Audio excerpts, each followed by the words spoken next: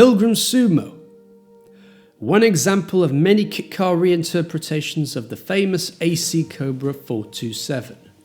In times where buying kit cars is a rare decision and the market choice gets limited as the years go by, mostly by laws devised to stop people building their own sports car for emissions and health and safety reasons, depending on where you live, of course. Yet this famous British brand still lives on, producing mainly the Mark III Sumo and their Speedster kit. The days of recycling an old car to build a new kit car are nearly gone.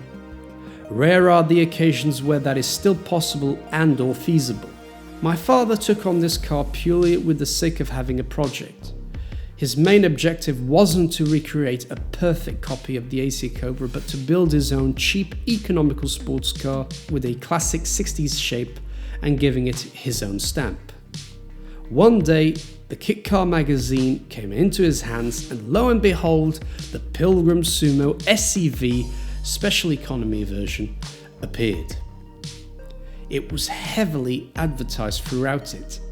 Coincidentally, around the same time he was discovering kit cars, my grandmother had given up on importing her old holiday car to Portugal.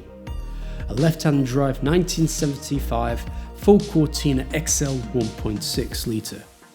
Dad saw an opportunity in the old barge and he took the plunge. Took him 1.5 years to build, and he will say that it's a proper learning curve into mechanics, bodywork and craftsmanship. The Pilgrim isn't for the faint-hearted, since it requires quite a lot of preparation before you even start putting it all together, but the manual is very clear and instructive. Our advice when looking for a Cobra is to do your research thoroughly before you dive into the deep end. So ask yourself what you want from it. There are a few kit brands still around, and each one gives you a different type of Cobra.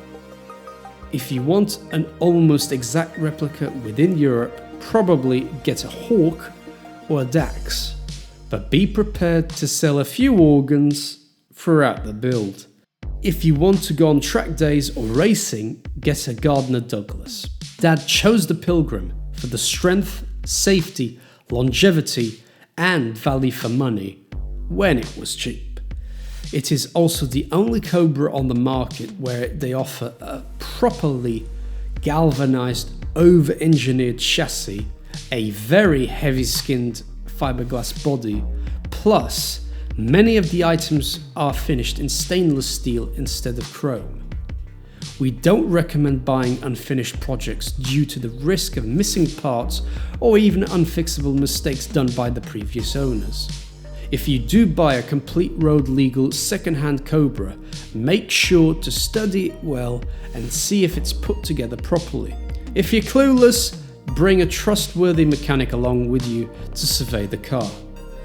Other than that, if you want an incredibly personalized car, go for it. They are showstoppers regardless of engine size. Take the risk before it's too late.